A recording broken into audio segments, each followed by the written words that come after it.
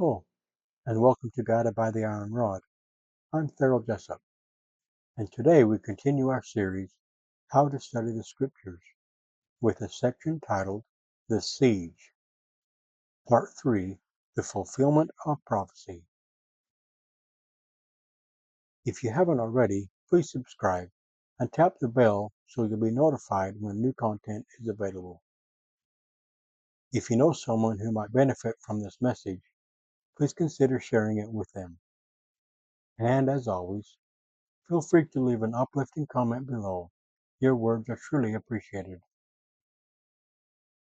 Before we begin, I invite you to pause and read Moroni 10, 3-5, and ask our Father in heaven to send His Holy Spirit to bless you with wisdom, knowledge, and understanding, that you may receive a confirmation of the truth of these words. This is more than a historical account. It's the story of a covenant people who turned away from their God, and the heartbreaking fulfillment of prophecy made long ago. The gates of Jerusalem stood in silence. Shattered stones, scorched timbers, and the lifeless bodies of once proud people of God. Smoke hung heavy in the air, as if creation itself mourned. But the deepest mourning came not from the earth, it came from the prophet. Jeremiah, the man who had spent his life pleading, warning, weeping, now stood among the ruins. He had warned them. He had cried out in the streets, "They shall eat the flesh of their sons and the flesh of their daughters." Jeremiah 19:9.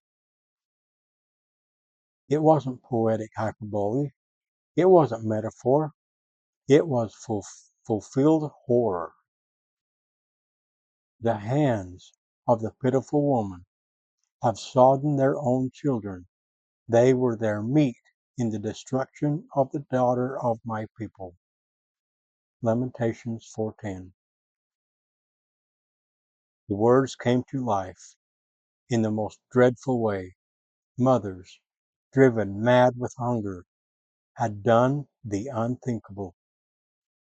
This wasn't just the collapse of a city, it was the collapse of a covenant.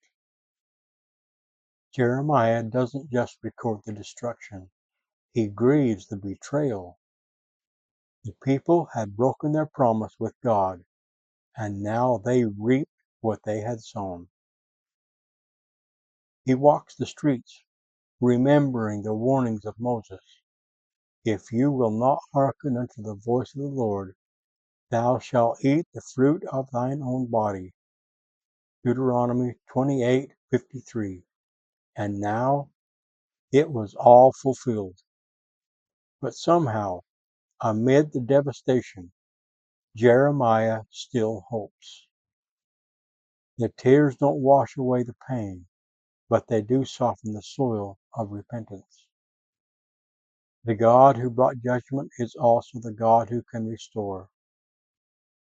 In the middle of his mourning, Jeremiah dares to remember mercy. It is the Lord's mercies that we are not consumed, because his compassions fail not. They are new every morning. Great is thy faithfulness. Lamentations 3:22-23. Even here, with ash on his clothes and a tremble in his voice, he looks towards dawn. The night has been long.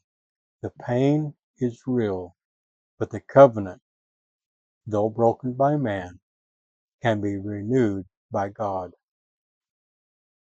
In the name of Jesus Christ, amen.